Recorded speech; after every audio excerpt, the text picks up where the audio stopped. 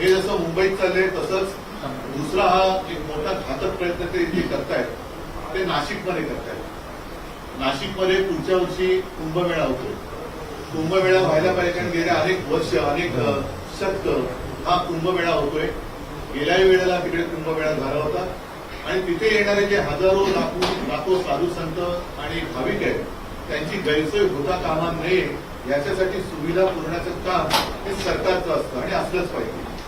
दुर्दैवाने गेल्या वर्षी प्रयागराजमध्ये जे काही घडलं चेंगराचेंगरीमध्ये किती नेमके भाविक चिरडून त्याच्यामध्ये काही जणांना प्राण गमवावे लागले, काही जण गंभीररित्या जखमी झाले, त्याचा नेमका आधार काय अजून आले तर थोडक्यामध्ये तिकडे भाविकांची आणि साधू संतांची गैरसोय होता कामा नये हे शासनाचं काम आहे।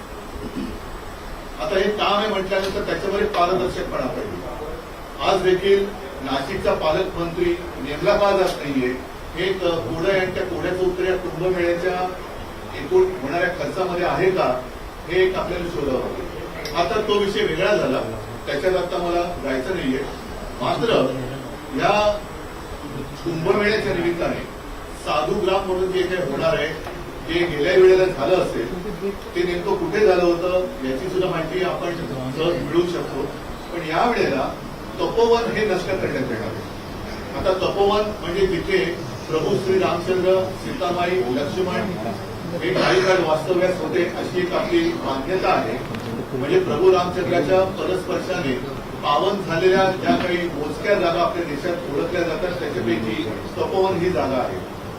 खरं म्हटलं तर इकडे आतापर्यंत काहीतरी एक श्रद्धेचं ठिकाण निर्माण करण्यात यायला पाहिजे होतं, कारण तिथे जवळपास 60 प्रकारची वेगवेगळ्या प्रजातीची झाडं आहेत, त्यातील अनेक ही औषधी वनस्पती आहेत। ही झाडं सगळीच काही शेकडो किंवा हजारो वर्षांची नाहीये, तर झाडं सुद्धा रिजनरेट होत असतात। म्हणजे जुनी झाडं जवळ त्यांच्यापासून नवीन झाडांची उत्पत्ती होत असते। अशी अनेक वर्ष हे निसर्गाचं चक्र तिथे चालू आहे। थोडक्यामध्ये या तपोवनाने आपल्यापेक्षा जास्त कुंभमेळे अनुभवलेले असतील, पाहिलेले असतील। आणि मुख्य म्हणजे या तपोवनामध्ये जे काही साधुग्राम म्हणून करण्यात येणार आहे त्या साधुग्राम करण्याला आमचा विरोध नाहीये, पण तपोवनात करण्यात येणार आहे त्याला मात्र आक्षेप आमचा आहे। याचं कारण ही झाडं कापली जाणार आहे। मग प्रभू रामचंद्राच्या परस्पर्शाने पुनीत झालेली ही भूमी तुम्ही तिकडे आता साधुग्रामसाठी ही झाडं कापणार, तिकडे साधूंची व्यवस्था करणार, पण त्याच्यानंतर काय करणार हा महत्वाचा प्रश्न आहे। त्याच्यानंतर पुन्हा झाडं लावणार असाल तर मग गेल्या वेळेला जी जागा वापरली होती त्याच जागेमध्ये साधुग्राम का करत नाही आणि ही झाडं तोडणार आणि गिरीश महाजन म्हणाले एक झाड कापलं तर 10 झाडं लावणार। तर एवढी जागा जिथे असेल तर तिकडेच जर जागा रिकामी असेल तर तिथेच साधुग्राम का नाही करत? म्हणजे आहे ते मारून टाकायचं आणि मारल्यानंतर पुन्हा तिकडे नव्याने झाडं लावू अशी एक लोटकडी थाप मारायची। हा हिंदुत्वाच्या नावाखाली चाललेला भ्रष्टाचार आहे। याचं कारण असं की आता कुंभमेळ्याचं जरी कारण देण्यात येत असलं तरी देखील माझ्या हातामध्ये एक अख्खे केंद्राची कॉपी झाली, त्याचं पहिलं पान आहे की ज्याच्यात स्पष्ट लिहिलेलं आहे की तिथे नंतर कॉन्फरन्स हॉल, कन्व्हेन्शन हॉल वगैरे अशा काही गोष्टी केल्या जाणार आहेत। हे सुद्धा कॉन्ट्रॅक्टरसाठी ही झाडं कापली जात आहेत आणि त्याला कोणी आक्षेप घेऊ नये म्हणून कुंभमेळ्याचं कारण दिलं जाते। याचा अर्थ असा की भाजपचं हिंदुत्व एक होतांड आहे। काल परवाकडेच आपल्या माननीय पंतप्रधान यांनी अयोध्येच्या राम मंदिरावरची ती रामध्वजा वगैरे ती फडकावली, तर तिकडे जाऊन रामराम करायचं आणि नाशिकमध्ये मुंह में राम आणि बगल में अदानी असं यांचं काम आहे की काय? कारण काही म्हणी आपल्याला बदलल्या पाहिजे। मुंह में राम और बगल में छुरी असं जे काय म्हणत होतो, आता रामाच्या नावाने ही जागा अदानी हा एक शब्द झालाय कॉन्ट्रॅक्टरचं प्रतीक म्हणून। ही जागा उद्या कॉन्ट्रॅक्टरच्या घशात घालण्यासाठी आता कुंभमेळ्याचं कारण पुढे करून तुम्ही किती झाडं कापताय किंवा नष्ट करताय हा सरळ तिथल्या जनतेचा आरोप आहे। त्याच्याशी मी सहमत आहे। तिथल्या जनतेचं कोणी ऐकत नाही। मी सुरुवात करताना जे बोललो की मंत्री नुसते घराघरा फिरतायत, हे घरदार सोडून फिरतायत, घरोदारी फिरतायत, पण ज्यांचं ऐकायला पाहिजे म्हणजे हे ना धड शेतकऱ्यांचं ऐकत आहे ना शहरातल्या नागरिकांचं ऐकत आहे। वारे माग नुसता पैसा उधळला जातोय, हा पैसा येतो कुठून याचं उत्तर कोणाकडेच नाही। ते दिसतंय सगळ्यांना। अगदी काल परवाकडेच त्यांच्या मित्र पक्षांमध्येच आता ही साठमारी सुरू झालेली आहे। एकमेकावरती थाळी टाकून उघड उघड पैसे दाखवले जात आहेत तरी सुद्धा सगळे चिडीचूप आहेत. तर हे भाजपचं घोटांड आहे आणि म्हणून मुंह में राम आणि बगल में अदानी असं यांचं भाजपचं एक हिंदुत्व आहे. त्या मुंह में राम आणि बगल में अदानी ह्या हिंदुत्वाला आम्ही तरी मान्यता देऊ शकत नाही. तर हे आणून पाडलं गेलं पाहिजे. नाशिकच्या जनतेसोबत मी तर म्हणेन केवळ हा आता मी मुंबईत का विषय घेतोय, नाशिकमध्ये होत आहे माझं काय जातंय नाही, मुंबईने भोगलंय, नाशिकची जे आता दुसरी आहे असं सगळीकडे होत जाणार आहे. त्याच्यामुळे हा केवळ एका शहराचा विषय नसून हा संपूर्ण राज्याचा विषय आहे. तिथे सर्व निसर्गप्रेमीच नव्हे तर आपल्याला पुढे श्वास घ्यायला कसा त्रास होणार आहे याची जाणीव ज्यांना झाले त्यांनी सगळ्यांनी याला विरोध केला पाहिजे. परत एकदा सांगतो, आमचा विरोध हा कुंभमेळ्याला नाही, साधुग्रामला नाही, मात्र त्यासाठी जी हजारो झाडांची कत्तल हा शब्द मी वापरतोय, कत्तल करून सरकार आपल्या पदरी पुण्य पाडून घेण्याचा एक केविलवाणा प्रयत्न करण्याचा देखावा निर्माण करतोय, त्याला आमचा विरोध. हा एक विषय झाला. हा एक विषय फार महत्वाचा आहे. आणि दुसरा विषय हा राज्यसभेचा आहे, संसदेचा. आता त्याच्यामध्ये काही नोटीस आलेली आहे की त्यांनी नोटीस त्यांनी काय अधिसूचना काय म्हणायचं त्याला, म्हणजे त्याला काय म्हणतात अधिसूचना त्यांनी जारी केलेली आहे. आणि त्यानुसार यापुढे प्रोसिडिंग्स मध्ये हाऊसमध्ये त्यांनी म्हटलंय की there should be no thank you, जय हिंद किंवा वंदे मातरम. म्हणजे हे तर अनाकलनीय आहे. आजपर्यंत आम्ही भाजपचे जे काही सोबत होतो तो भाजप जिस देश में रहना होगा तो वंदे मातरम कहना होगा असं कंटाळून सांगायचं. आता हे वंदे मातरम म्हणायचं नाही, मग हे ज्यांनी केले तो पाकिस्तानमध्ये जाणार का, त्याला पाकिस्तानमध्ये पाठवणार का, हे भाजपच्या किंवा भाजपने हे सांगावं की ह्याच्यामध्ये तुमचं हिंदुत्व किंवा राष्ट्रप्रेम आहे का. हे एका बाजूला मी यांच्या हिंदुत्वाचा बुरखा फाडलेला आहे आणि दुसऱ्या बाजूला यांच्या राष्ट्रप्रेमाचा बुरखा सुद्धा मी फाडलेला आहे, कारण तो त्यांनी स्वतःहून फाडलेला, मी नाही फाडला. म्हणजे आपल्या सभागृहात वंदे मातरम म्हणायचं नाही की वंदे मातरम आपण राष्ट्रगीत त्याला 150 वर्ष झाली म्हणून आता नुकतंच आमच्या मोदीजींनी मोठं भाषण वगैरे कुठेतरी दिलं. त्या वंदे मातरमला म्हणजे हा ही काय मॅकलेची अवलाद ही भाजपमध्ये कुठून आली.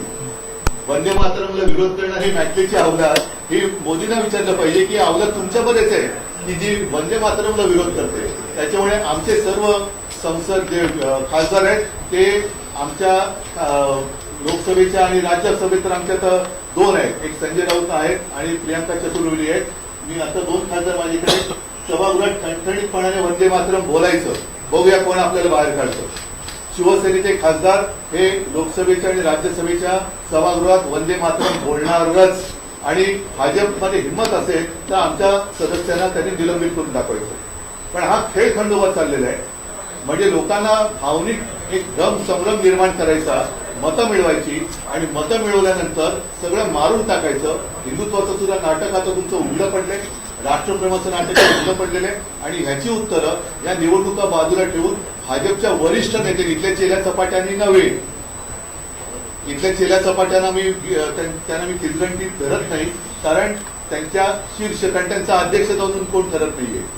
जगातला सर्वात मोठा पक्ष की ज्याला बरेच वर्ष झाली अध्यक्ष बदलताना नामुष्की आलेली आहे. तर भाजपने याचं उत्तर दिलं पाहिजे. दोन्हीचं प्रभू रामचंद्रांच्या परस्पर्शाने पूजित झालेलं तपोवन तुम्ही कोणासाठी मारत आहात आणि आपल्या संसदेच्या सभागृहात वंदे मातरम का बोलायचं नाही याचं उत्तर आता भाजपने द्यावं. तपोवनाचा जो विषय आहे तिथे अत्यंत महत्वाचा विषय आहे. तिथे लोक पर्यावरणप्रेमी रस्त्यावरती उतरले, चिपको आंदोलन होतं, पण प्रक्रिया काही चांगली नाही. ते काही सुरू आहे तिथे काय पुढे केले जाणार, आपल्यातर्फे काय केलं जाणार. नाही, मला पहिल्याचं उत्तर पाहिजे.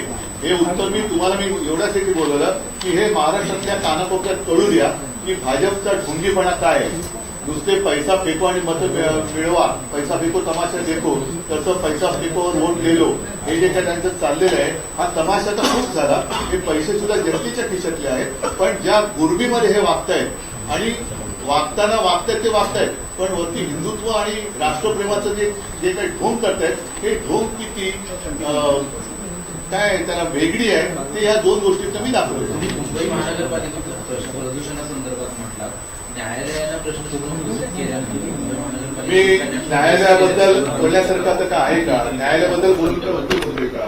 त्याच्यामुळे कृपा करून मला न्यायालयाबद्दल प्रश्न विचारू नका, बोलून काय उपयोग होत नाही.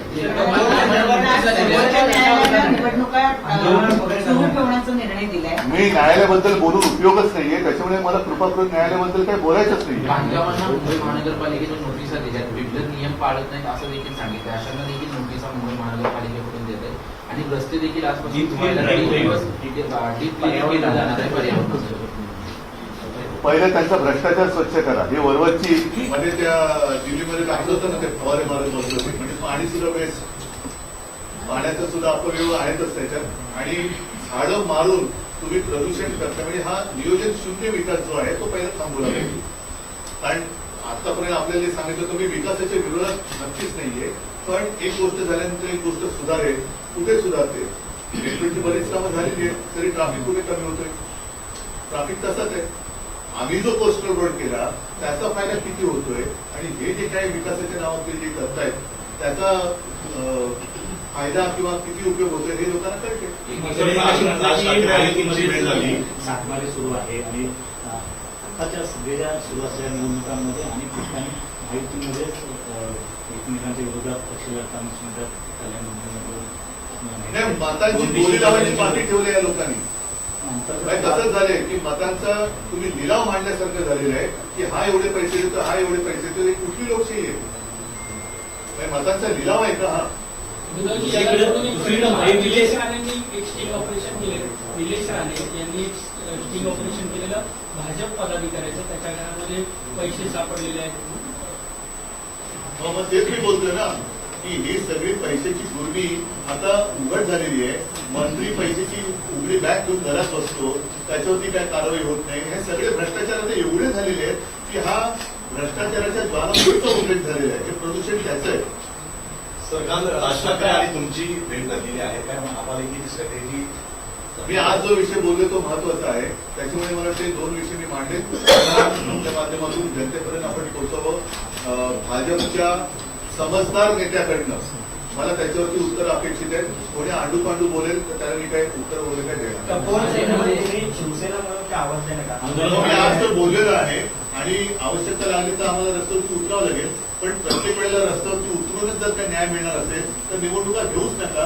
रस्त्यावरती उतराने न्याय मिळवा असं एक तुमचं घोषवाक्य करा. नेशनल ग्रीन ट्रिब्यूनल जैसी भी जो संस्था है वहाँ पर भी आवाज उठा सकते हैं. आप इसको इस तपोवन के विषय कुछ फायदा होने वाला है क्या? आज तक नहीं उठाया गया. आगे की जो बात मैंने की कई मतलब कितनी बार हमने कोशिश की, लेकिन ये मानने के लिए क्या चल रहा है? सिर्फ कॉन्ट्रैक्टर के लिए सब पेड़ भी काटो, सब काटो. अच्छा, तपोवन की जो मैंने बात की उसका टेंडर ही कल नीचा है म्यूनसिपालिटी का. वहाँ कन्वेंशन हॉल और सारी चीजें बनाने वाले हैं. इसका मतलब यही है कि एक जो कहावत है मुंह में राम और बगल में छुरी, उसको थोड़ा बंदी करना होगा. मुंह में राम और बगल में आजादी. Finance minister Ajit Pawar openly अपने बयान दे रहे हैं कि मेरे पास फंड्स है, आप मुझे वोट दो, मैं आपको फंड दूंगा. वही तो मैं कह रहा था.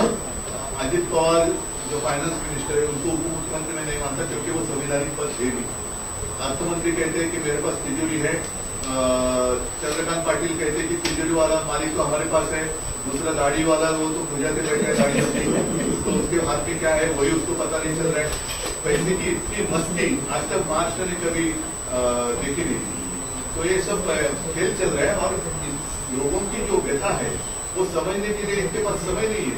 प्रचार के लिए घूम रहे, हेलीकॉप्टर से घूम रहे, सब घूम रहे, वोट मांगने के लिए घूम रहे. लेकिन जिन्होंने वोट दिया है उनकी कुछ सुख तो है नहीं, दुख ही है, व्यथा है. उसके बारे में क्या है?